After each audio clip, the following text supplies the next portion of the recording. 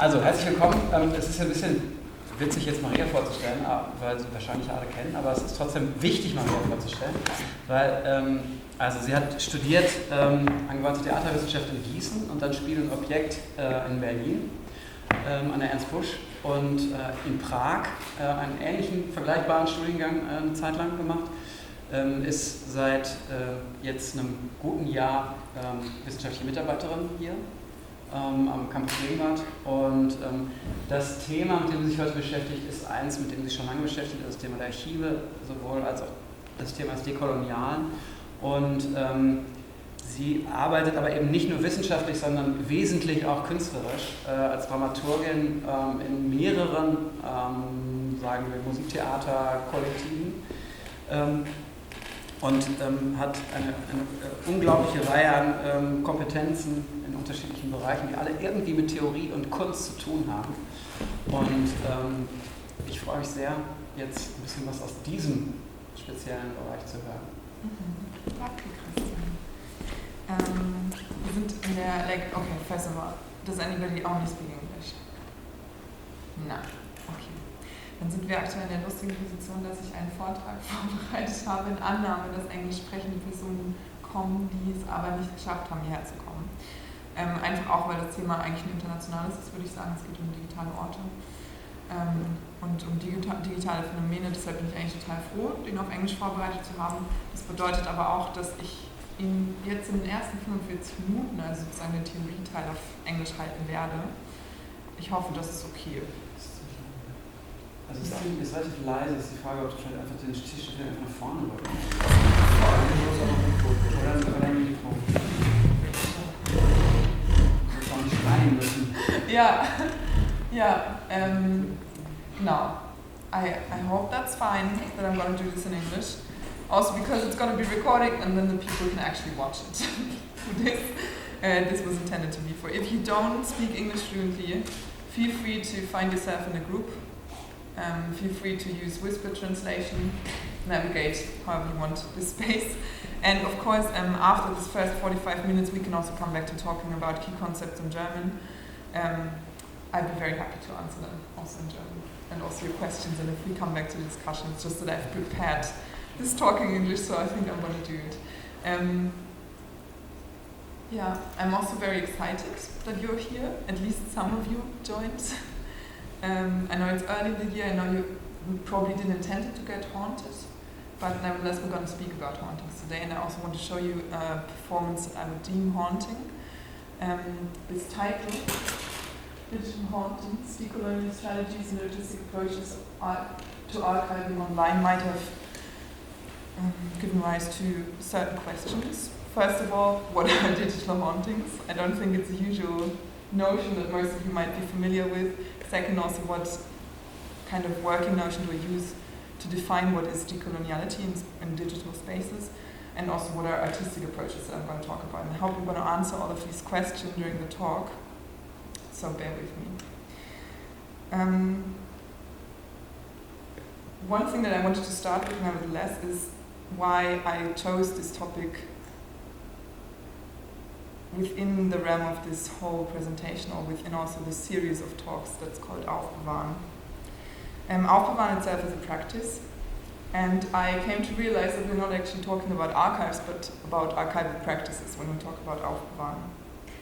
So that means, rather than an abstract idea or an ideal about what an archive should be or could be, there are ideas connected to AUFBEWAHREN or material practices about what that archive might be, that we're keeping things for, in which we are preserving things, and so on. But AUFBEWAHREN, or archival practice themselves, are first and foremost material practices, through which certain immaterial ideals about any archives might manifest whilst archiving. So even though AUFBEWAHREN as a perspective on archives and archiving doesn't answer many important questions yet, we're going to come to them later, why I would deem it decolonial, I would say that it nevertheless is a very clear action-based approach towards archives, that if taken seriously, demands a further analysis of its practices, and these practices might be highly contextual and highly specific. I want to argue within the next 43 minutes that this standpoint on archives alone, so that they are neither institutions nor time capsules filled with untouchable documents, that they are rather interactive spaces that are not only there to be visited and interacted with from user perspective, but that their existence, like their actual fundamental or their foundation, is based on specific actions that are contextual human labor. And this is what I call a deeply decolonial standpoint already. So thinking of any archive as archiving is already decolonial. And maybe after this talk, or after the next 45 minutes, you might agree with that standpoint as well.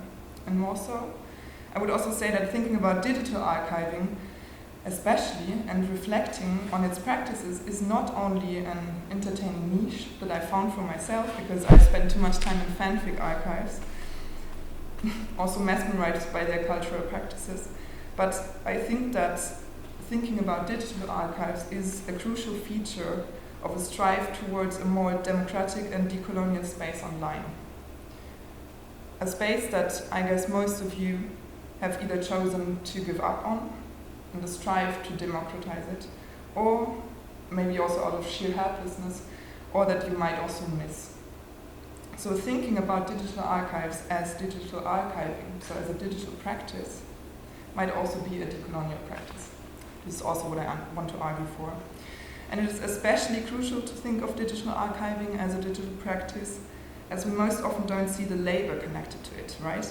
So most of us don't per se understand its logic, we don't understand its ratio, and if ignored or overseen, the unwitnessed effects of not bearing witness to these practices, we can actually witness. Right now on Twitter, on Reddit, we can also witness it on Instagram, and in so-called seemingly hidden algorithms that are nevertheless consistent of human labor, and this is also what I want to put to the foreground. I also want to put something to light that some of you might not know because you aren't that deep into it, which is one of the largest fan fiction communities right now, is currently battling time to secure safe service, because they're battling not only time, of course, but they're also battling a political environment in which they might be restricted in publishing.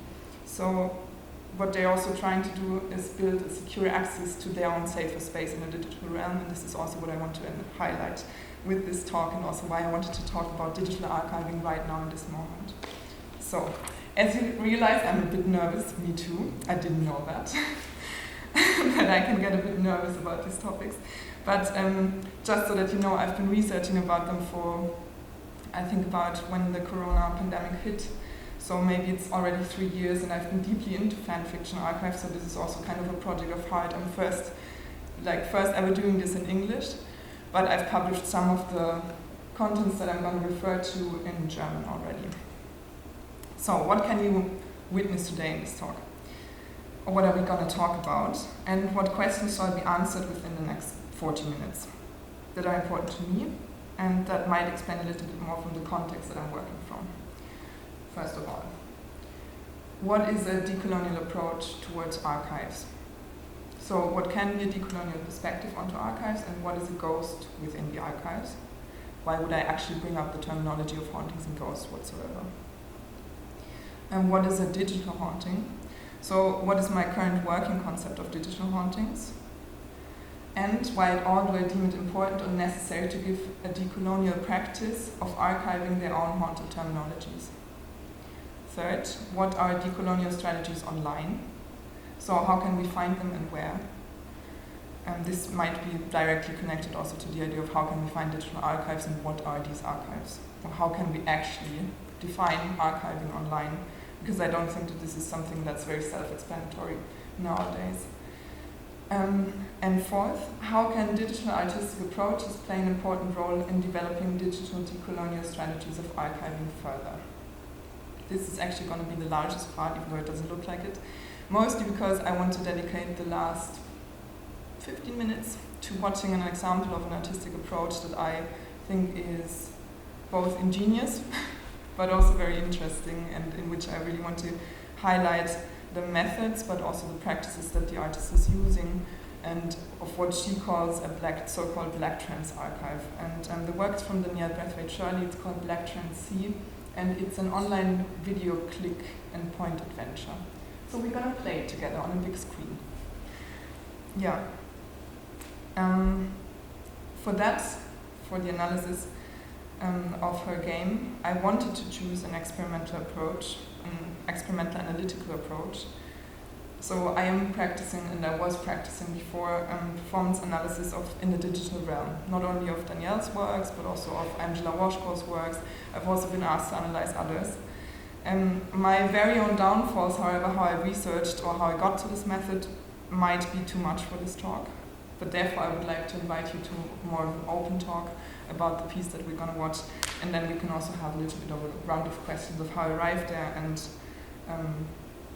also why I wanted to apply theater studies and performance studies into the digital realm, whereas we also have media studies. So what's, for example, the advantage of like looking on performativity in a digital realm rather than just looking on content production, for example.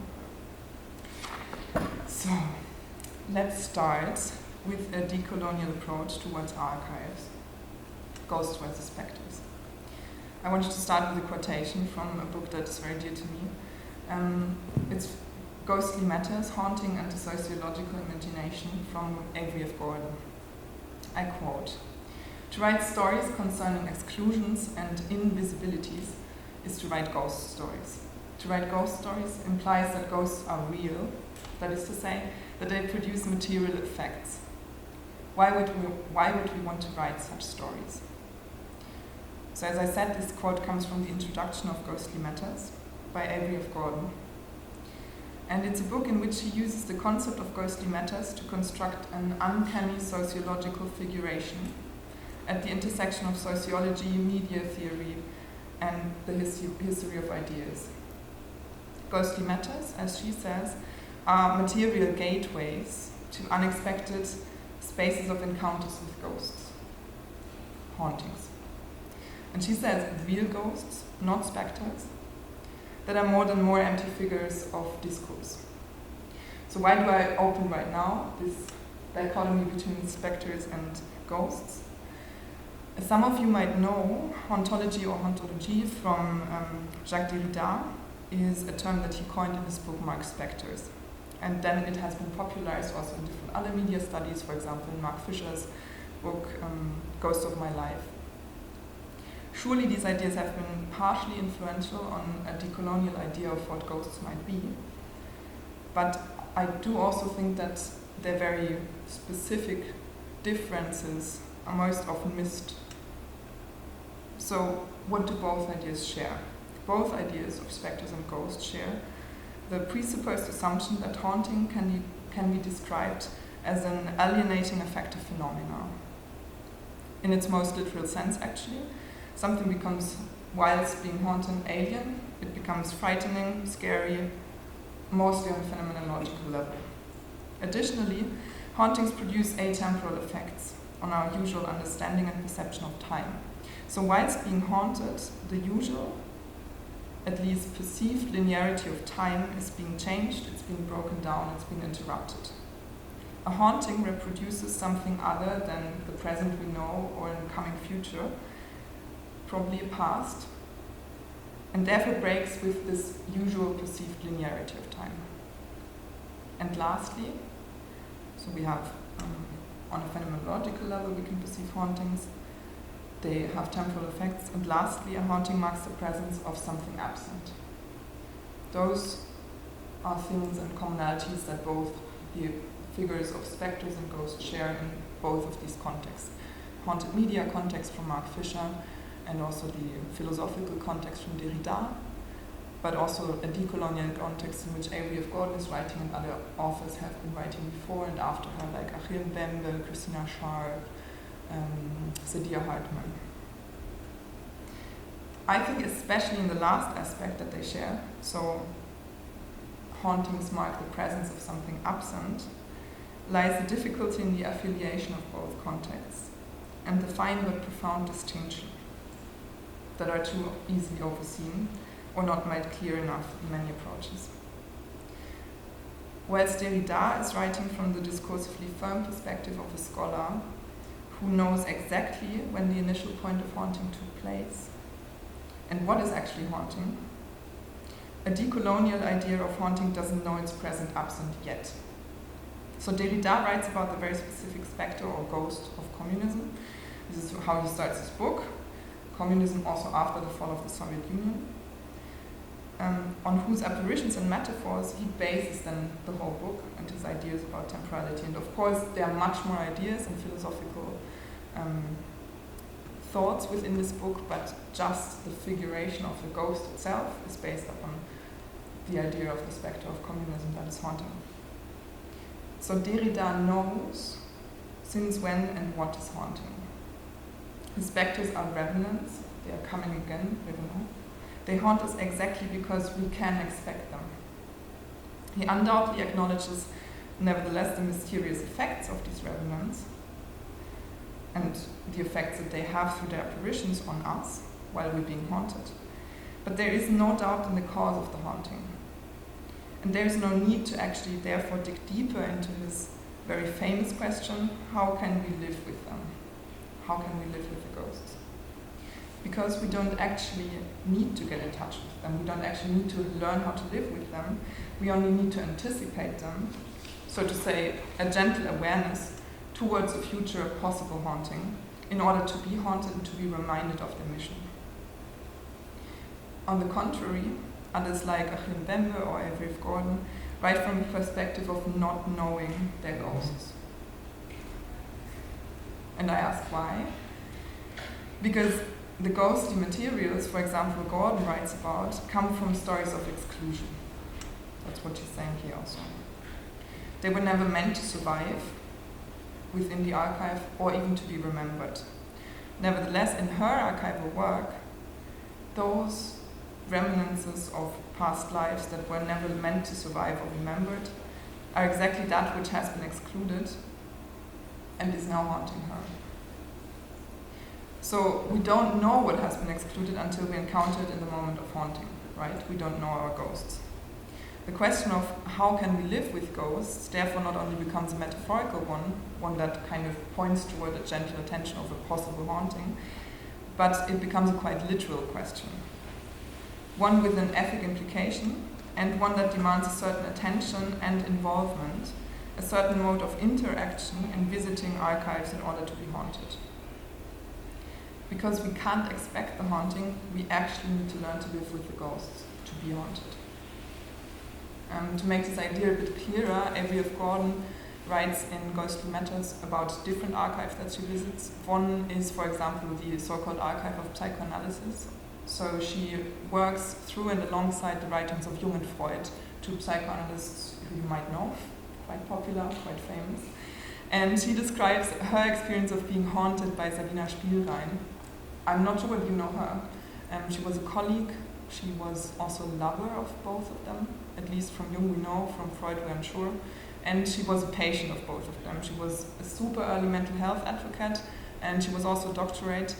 And we know that she has had tremendous influence on both of their works, but we only know of her actual writings through fragments that have been conserved and through her documentation in the patient documents from Jung. So we don't know of her voice except through his voice, actually. And of course through letters that he wrote to her. So Spielrein's original writings and profound influences can't fully be traced. Only in fragments. We only know of her from medical documents, referentiated in Jung's work, and from letters, as I said. So Avery Gordon describes these ghosts, and ghosts in decolonial contexts, therefore, that's what she says, haunt us without us wanting them to, and without us being able to expect them. We can nevertheless seek them out. We can learn to live with them. They have material effects, as they are not only changing the way in which we engage with archival materials, but also our perception of archival materials and a possible outcome or consequence of our involvement with archival materials. So with getting involved in them, they produce effects. They stand against the forgetting of unresolved questions and invite the discovery of paths that have never been remembered. with the idea of haunting as an analytically involved perspective from which Gordon also tries to write, she therefore also challenges a whole academic field, in her case sociology, to rearrange what has been deemed archivable, also to rethink what scientific common sense might be, and how to write from a haunted perspective, to imagine that, whether it's possible or not. So that's a perspective that strives to be involved rather than seemingly objective, that incorporates phenomenological descriptions of hauntings, and that is at the same time empathetic and creative. So, to summarize, because this has already been a lot of information.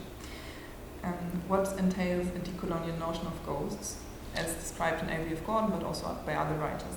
I cannot quote all of them, so I made a short list and put a little bit of names behind them. If you want to have a little deeper look inside after this talk, you can also go to the direct quotations if that helps, and if you have any questions. So what entails this decolonial notion of ghosts, and how can we see archives from a decolonial perspective then? First of all, they can't be foreseen. Ghosts can't be foreseen. They are unknown, we had that already, until we encounter them in a haunting. They are remnants of violent processes of inclusion and exclusions whilst being archived. They themselves therefore tell stories of inclusion and exclusion in the past, but they can also be evoked to help us, or also be called on to help us tell stories of inclusions or exclusions in the present. They are fragments of real life that has been fragmented, decontextualized, collected, reordered within archival documents in order to grant it the status of the archive. Status of the archive, another very important term to me, or one that I think has been referenced a lot from the archive, just to mention it from the article, The Power of the Archive from Archiv-Performances. These ghosts can be met through a personal, subjective, and immersive archival practice. Ghostly matters, therefore, thinking with A.V.F. Gordon, are material gateways to hauntings. They are that through which and in which we can get in touch with ghosts. Hauntings are therefore not immaterial, but take place within the material. They have material effects. Yeah, so thinking about an archive then, from this decolonial perspective, if we acknowledge the presence of ghosts within the archives, I think we also have to transform our ideas of what archives can actually be. First of all, the parallel between ghostly matters and archival material is something that really is very apparent to me. We can call archival material ghostly matters from now on thereof. From a decolonial perspective, archives could moreover become something open rather than something locked in. They become interactive spaces of remembering rather than institutions for remembrance.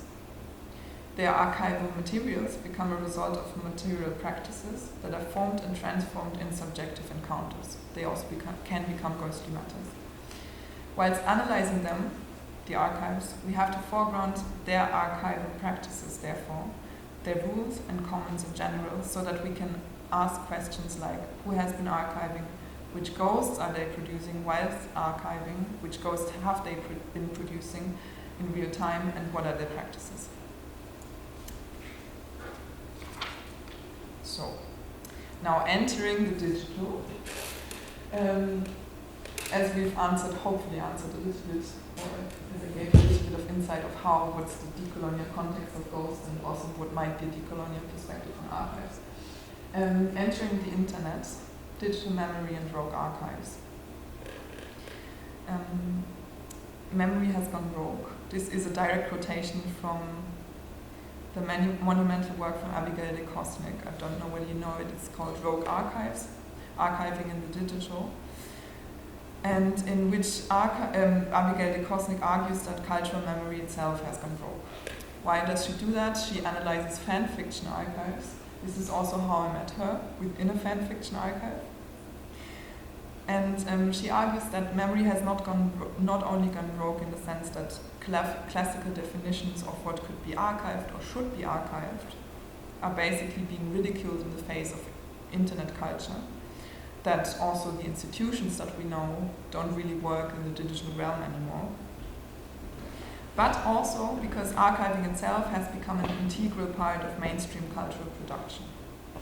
So within the digital realm, for example on social media, on websites, in encyclopedias, digital modes of interaction like hyperlinking, remixing, collaging, reenacting, referencing, copying, pasting, shredding, in-screen and off-screen duetting, and so on have become the prevalent mode of cultural production.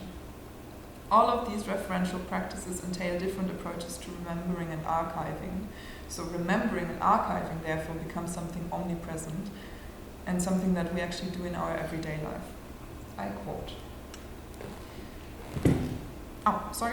Something that we do in our everyday life and that Abigail de Kosnik calls archontic production. This is actually, funny enough, again, also like the term rogue, a term that she takes from Derrida. Archons, as he coins them or he denotes them, have been the guardians of the archives in the polis, so in the Greek state, city-state, and he takes this idea or this role of the archon as somebody who's still guiding the archive and also wants to democratize them.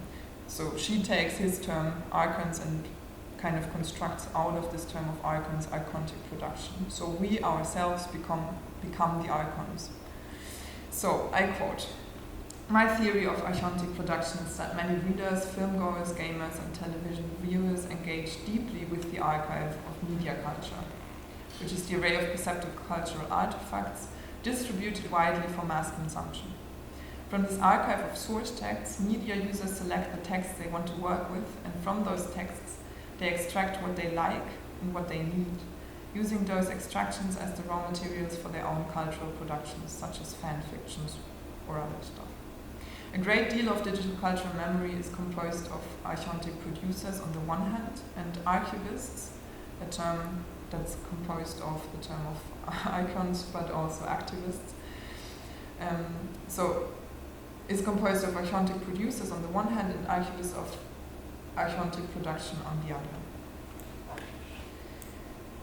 What de Kosnik is saying is that the overproduction of archontic art in the digital realm, including, for example, fanfiction archives, memes, GIFs, but also increasingly reactive content on social media platforms like TikTok or Instagram, and the simultaneous emergence of a multitude of digital archives who are then trying to archive this archival content, or to capture also this art in its various forms, has led to a discursive shift in the media theoretical analysis of digital contexts. Digital remembering, and thus archiving, is increasingly at the center of digital internet culture and media. So she says we're still witnessing an ongoing paradigmatic shift, what she calls an archival turn. In this action-oriented interpretation of cultural production that she's proposing, archiving itself becomes cultural memory in the digital realm. I quote again, "I argue that techno-volunteers have developed ways and means of archiving the internet that form the backbone of digital cultural memory. Without these practices, few, if any, digital archives would be in existence." So, following Abigail de Kosnik's idea of archontic production and rogue archives, how can we grasp then archiving, even though it seemed to have gone rogue?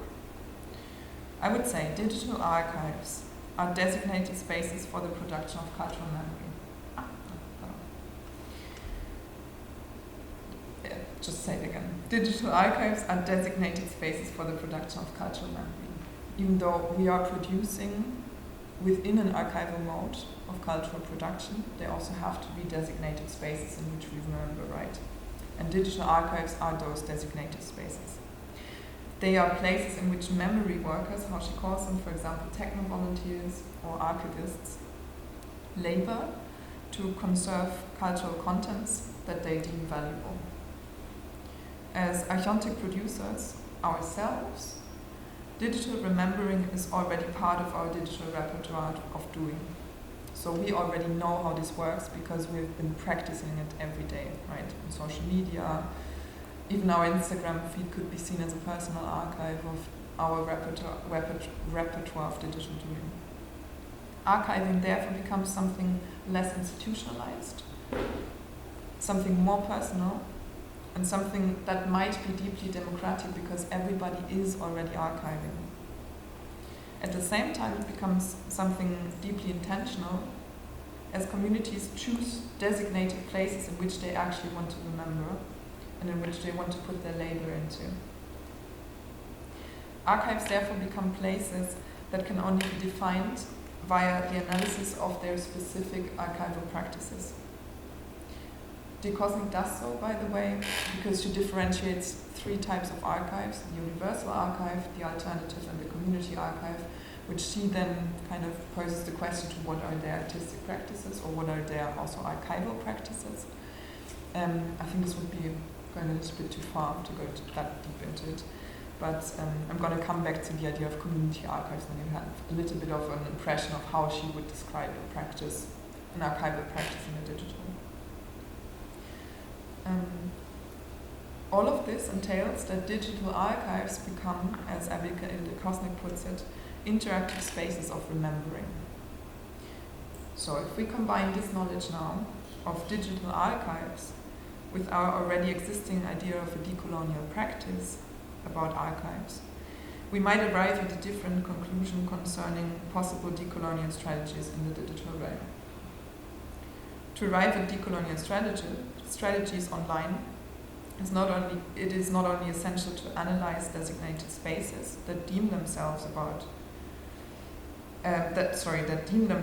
archival, but we also need to specifically look at their very own practices, the techniques, so to say, that they use for producing archival material, as we can then witness the production of cultural memory in real time.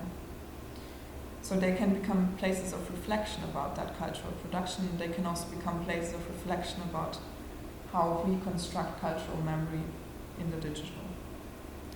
As digital archives are especially intentional places, I would argue that memory workers within these spaces often reflect openly and discursively about their very own practices. A discourse that is nevertheless guided most of the times publicly and by community-set guidelines rather than hidden or fixed institutional agendas. So it is also something transformative and discursive that can be analyzed. My argument would therefore be that within these interactive digital spaces of memory, we can experience what Gordon and Mbembe, we've been here before about, call a subjective, involved, and immersive approach towards archival materials and towards archiving. A decolonial approach towards archives in the digital realm, so to say. And why? And I would say because Mbembe, Gordon, and others describe an approach that longs to connect from user perspective with the fragments of real life that stay ungovernable, also within traditional spaces, like libraries or state archives. But archival spaces in the digital realms are anyway much more porous, they're much more permeable, and that mostly is because of their interactive components, so that they might be the perfect experiential but also experimental space and ground to work from and with if we want to analyze decolonial strategies in the digital realm. More so, I think that digital archives might also be places in which we can intentionally or experimentally also produce digital ghosts and experience hauntings, even more frequently than we usually do within classical archival institutions. They could even become a laboratory, so to say, for what Gordon calls ghostly matters, and what I want to call further on digital ghostly matters, as we ourselves can become memory workers and we ourselves can practice to produce ghostly matters. So, at this point I would very much like to cut a little bit of this theory excursion, quite in time. And would like to go to Danielle Braithwaite-Shirley's performance, and I would like to show you as an example of a haunted space that I discovered at least. And I first stumbled upon Danielle Braithwaite-Shirley's work in 2022. I attended a festival at Tau there, And I experienced her work first in an installation, so actually in the physical realm, so to say. And the installation was called Pirating Blackness. And you can imagine me walking into this installation, and in the entrance of the installation there was this huge sign displaying a message that read, "This place was built to preserve our experiences, our thoughts, our feelings, our lives, to remember us even when we are at risk of being erased. This is not your space." And I really stumbled upon this phrase, "this is not your space," because I thought, like, is it addressing me? And what if I am a black person? Is this also not my space? So I think this was something that I really stumbled upon, and also why I remembered this so vividly.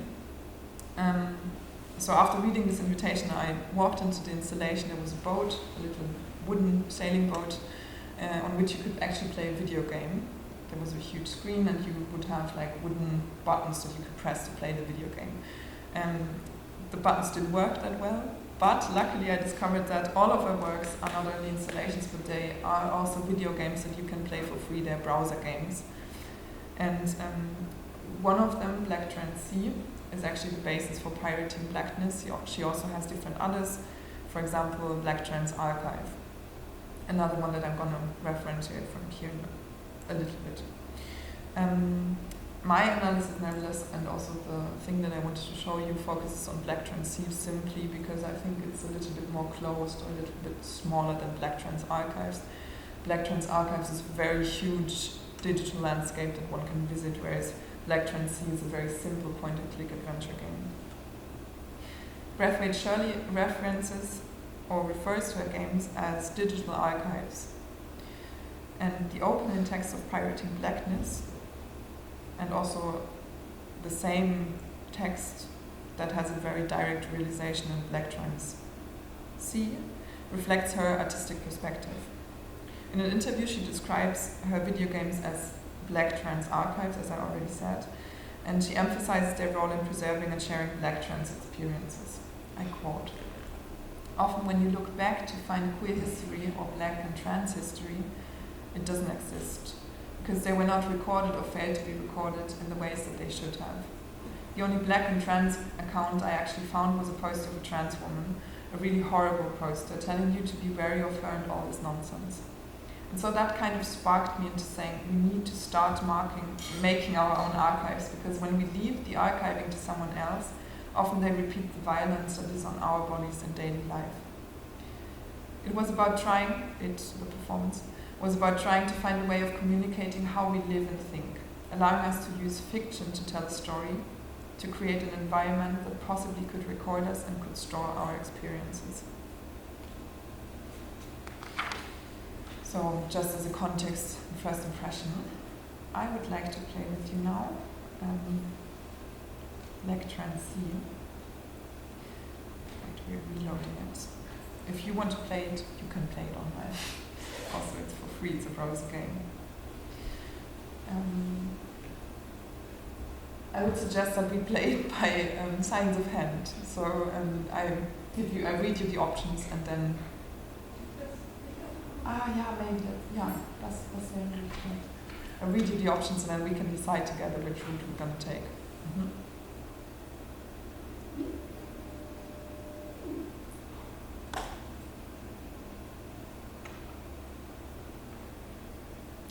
So the sign above says "Taking back our journeys over the seas," and the buttons are "Rewrite our own history, remember the past," or "Know there was more." Rewrite our own history. No. Remembering the past. Know there was more. Okay, clear. I have found something. Something we thought could not exist, but now we have definite proof that it does. I'm not sure I should share this with you,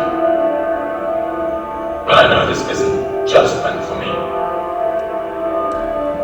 A few days ago, I got an email claiming that my bank account had been compromised.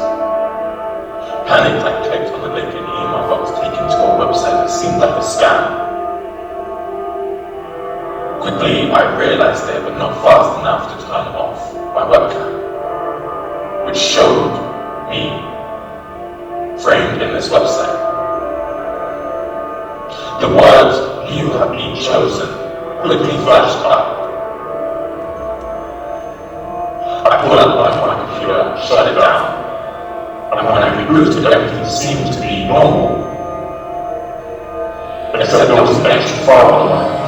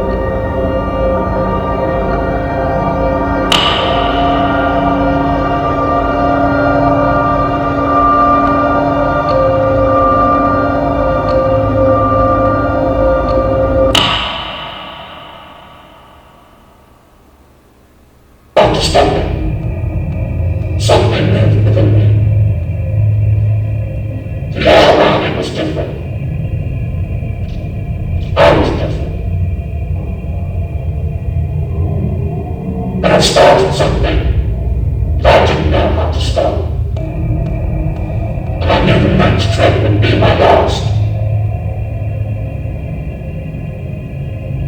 My home had begun to change on its own. My constant presence lay everywhere, resolved on my own depth. I began to breathe on my own. I knew that well. These shadows.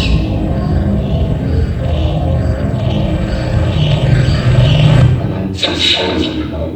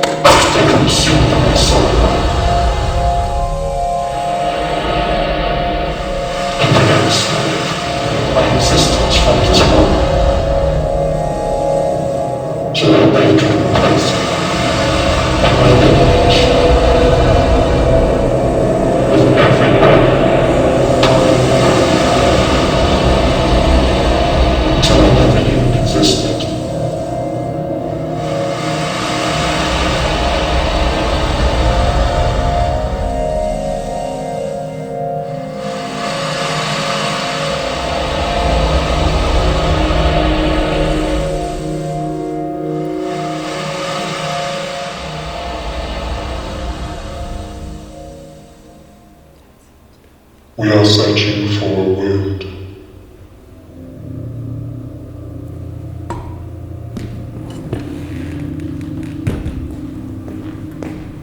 A wound in the sea.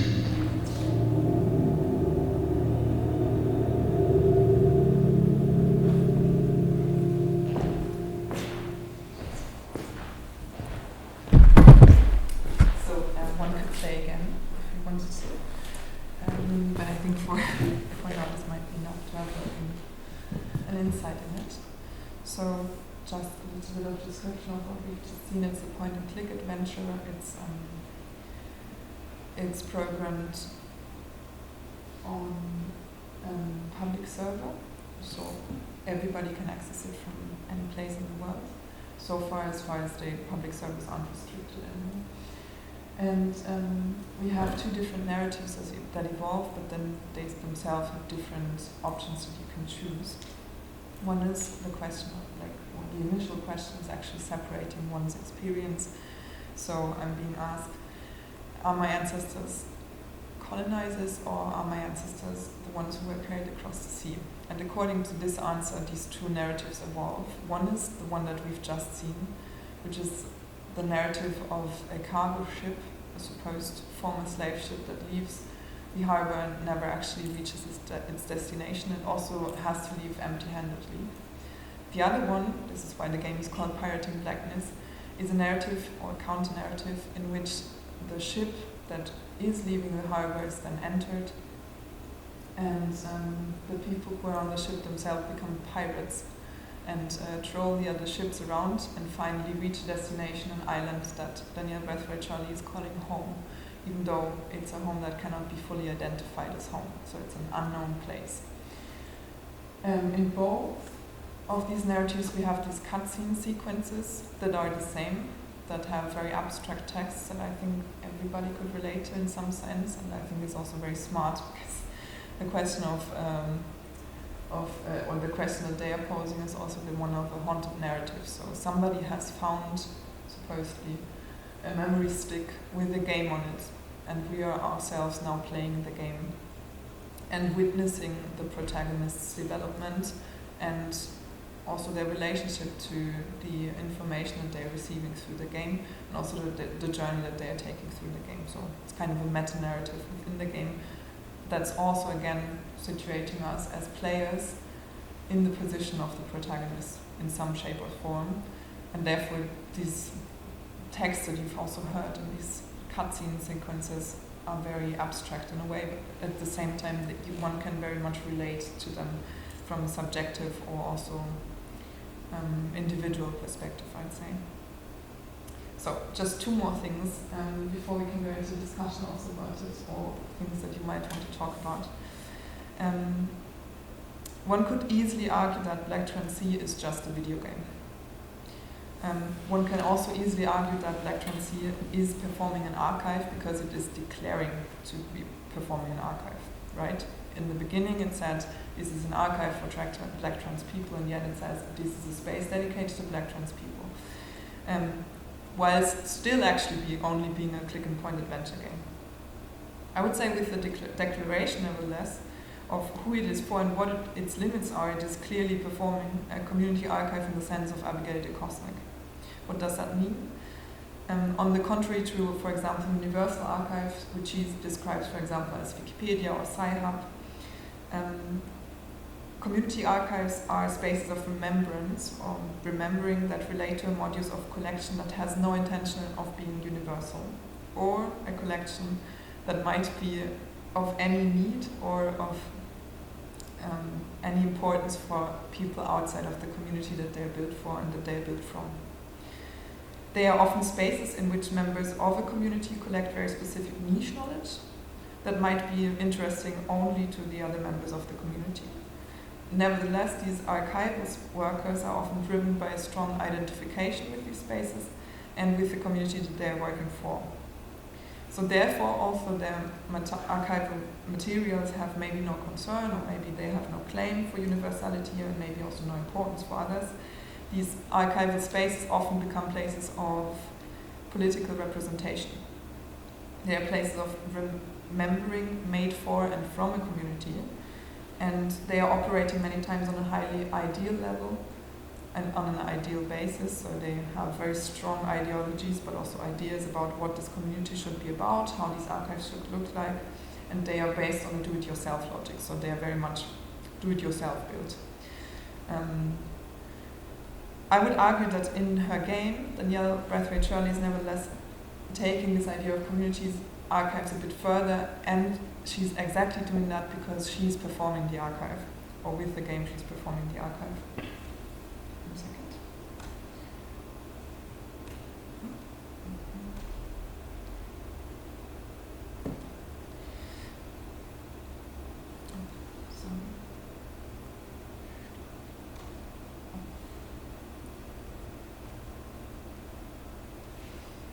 So I would say that this could be deemed as an archival performance.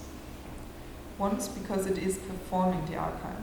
It is performing a community archive with the declaration of being one.